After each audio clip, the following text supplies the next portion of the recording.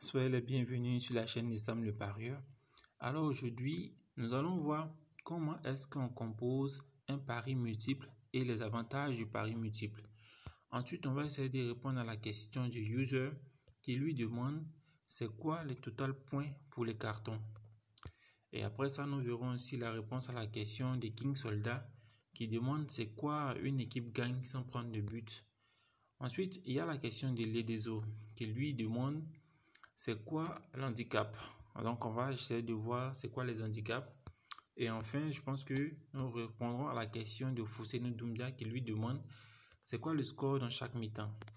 Alors, sans plus tarder, nous allons commencer avec le pari multiple. On se rend dans l'application OneXBet et vous voyez placer un pari multiple.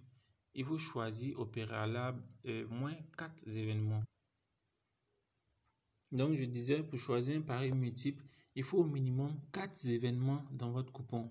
Une fois cela est fait, vous allez venir appuyer sur la partie où il y a marqué combiné. Et une fois vous appuyez sur combiné, vous allez voir apparaître parmi les options pari multiple. Donc, vous voyez qu'au départ, la cote est de 12. Alors que quand vous allez choisir le pari multiple, la cote va disparaître. Parce qu'il y a un autre calcul qui est fait pour le pari multiple, ce qui fait qu'on ne peut pas afficher la cote au préalable. Et sachez que dans le pari multiple, il y a un événement important que vous devez choisir. Vous voyez parmi tous les blocs là, le bloc auquel vous faites confiance, c'est ce bloc-là que vous devez choisir comme lobby. Voilà, ici le lobby, c'est comme le grand frère. Le lobby, c'est le match auquel tu fais confiance. Donc, si tu as confiance à ce match-là, c'est lui que tu choisis comme lobby. Ici, par exemple, il y a Angleterre, Pays de Galles qui vont s'affronter. Moi, j'ai pris 2 buts à la première mi-temps.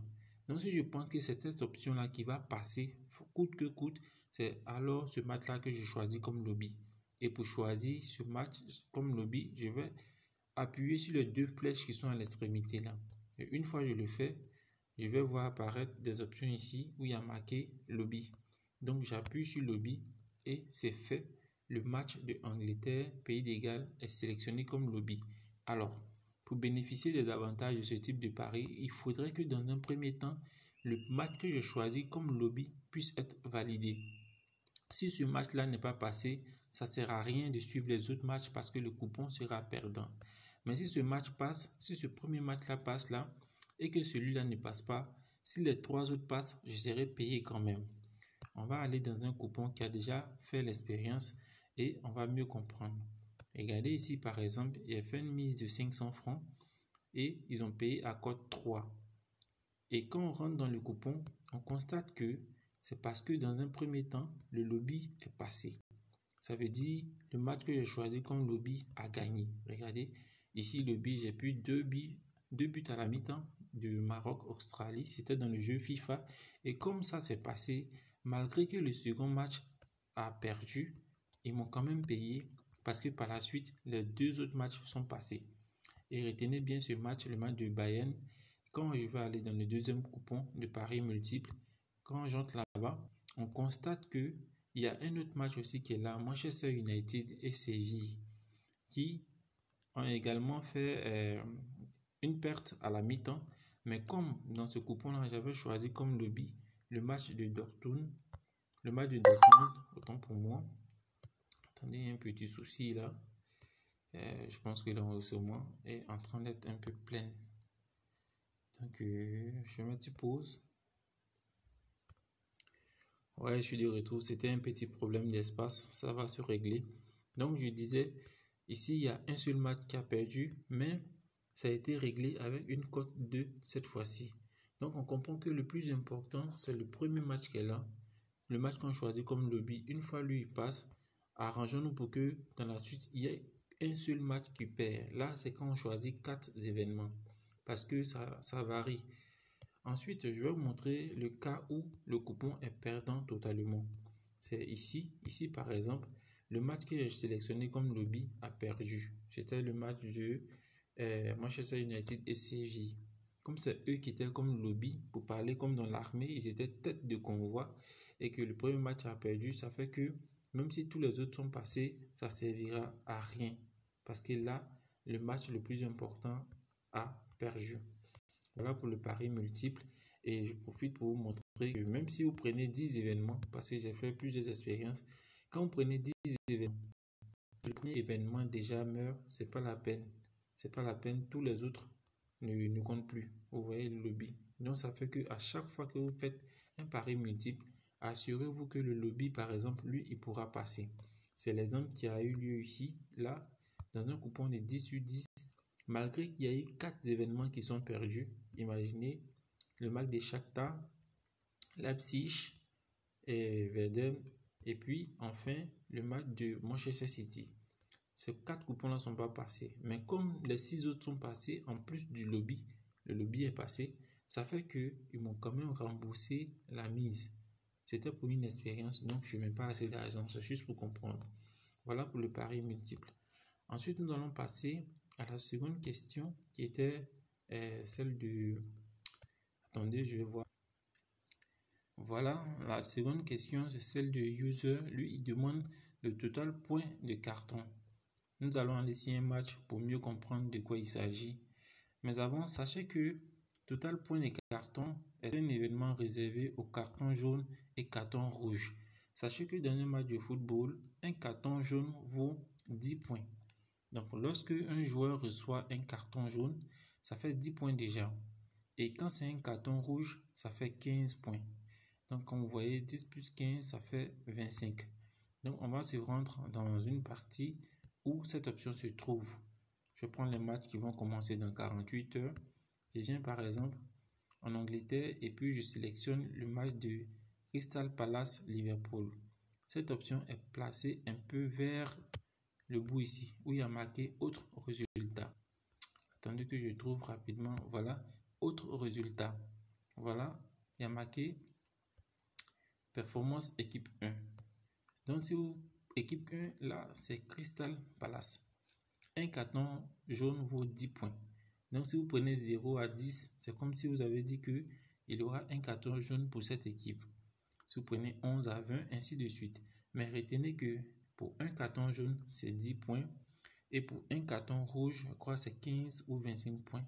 Si mes renseignements sont bons, alors ça fait que s'il y a 10 plus 15, ça fait 25 points pour un carton rouge et un carton jaune. Donc pour vous, l'idéal, c'est de se situer dans cet intervalle.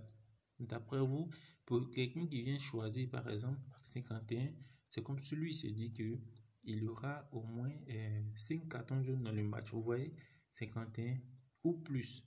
Voilà, donc 5 ou plus de cartons jaunes. Et c'est en fonction des intervalles que vous vous situez. On retient qu'un carton jaune, c'est 10 points, un carton rouge, c'est 15 points. Voilà pour cette question. On va passer à une autre question.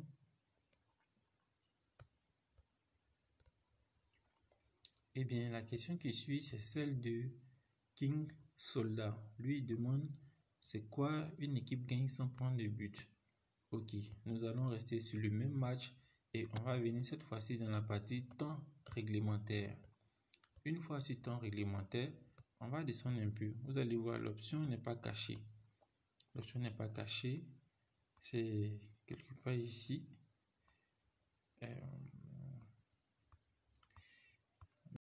Dans peu de temps. Une équipe gagne sans prendre de but. Voilà, je pense que nous y sommes. Ici, une équipe gagne sans prendre de but. Tout est dans le vocabulaire qui a été utilisé. C'est comme si ici, vous êtes en train de dire entre Crystal Palace et Liverpool, il y a une des deux équipes là qui va gagner, mais ne va pas encaisser. Donc, si vous avez pris 8, ça veut dire que vous êtes d'accord avec ce qu'ils ont dit. La condition pour que vous gagnez, c'est que l'une des deux équipes là gagne et puis au même moment n'encaisse pas. Voilà, c'est comme si vous dites Bubu, non, mais quelqu'un gagne. Mais pour ceux qui vont venir choisir la partie qui est là, ceux qui vont choisir non, ça veut dire que pour eux, dans un premier temps, il se peut qu'il y ait 0-0 ou bien dès qu'il y a 1-1, le coupon passe. Parce que l'équipe qui va essayer de gagner a déjà encaissé un but. Et si personne ne gagne, lui, il gagne parce qu'il a dit non. Voilà pour ce qui est de l'option, une équipe va gagner sans prendre le but. On va passer à la question suivante.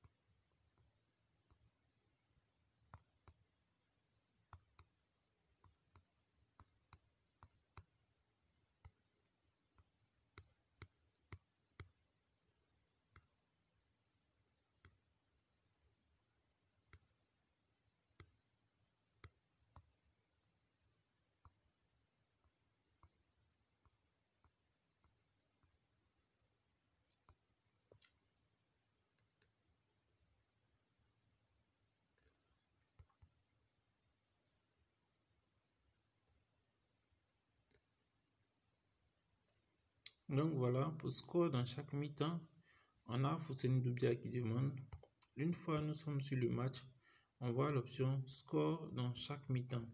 Pour ceux qui vont choisir cette partie-là, avec la cote 3, ça veut dire qu'en première mi-temps, il y aura plus de buts qu'en seconde période.